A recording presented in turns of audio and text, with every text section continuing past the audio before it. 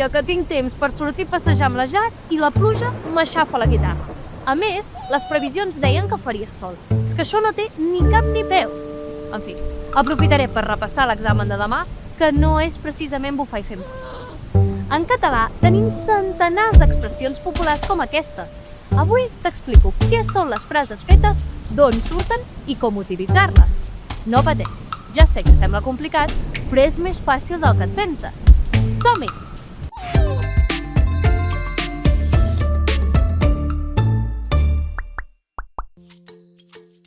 Les frases fetes són expressions populars que fem servir amb un significat no literal.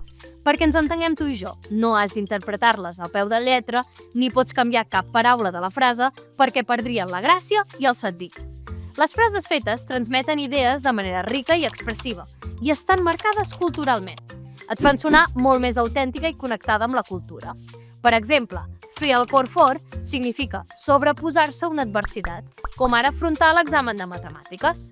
Fer el préssec vol dir fer el ridícul o quedar en evidència. Per exemple, quan expliquem una xafarderia que resulta que ja sabia tothom.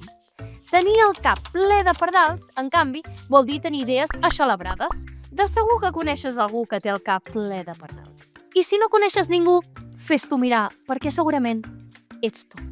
I per què fem servir les frases fetes? Doncs perquè són col·loquials i aporten més naturalitat al llenguatge. És a dir, que et fan sonar més humà i no tant NPC, o, com diem en català, personatge no jugable. A més, reforcen la identitat cultural i la connexió amb la llengua viva. I d'on venen les frases fetes? Doncs venen de la vida rural, de la religió o de l'experiència col·lectiva. Per això n'hi ha que parlen d'animals, de sants, del temps. Encara que sembli que són d'abans, són plenes de vitalitat, si les fem servir en el context adequat. És com la moda del 2000, que si la combines bé, encara funciona. Podem fer servir les frases fetes en registres informals, en una conversa amb els amics, amb la família o quan anem a la fleca. Perquè què hi ha més llarg que un dia sense pa?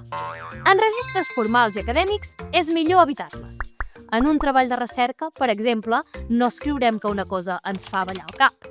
Però recorda que pots fer servir una frase feta i quedar com un senyor. Però si n'abuses o les fas servir malament, pots acabar fent el préssec.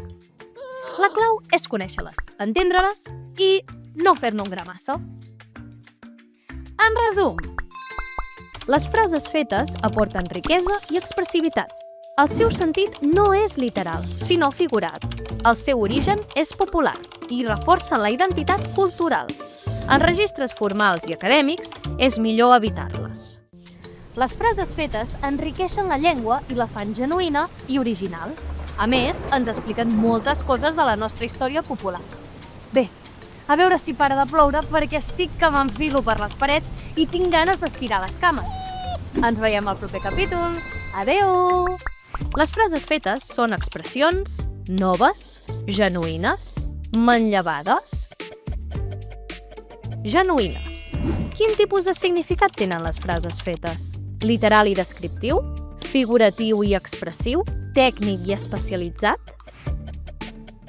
Figuratiu i expressiu.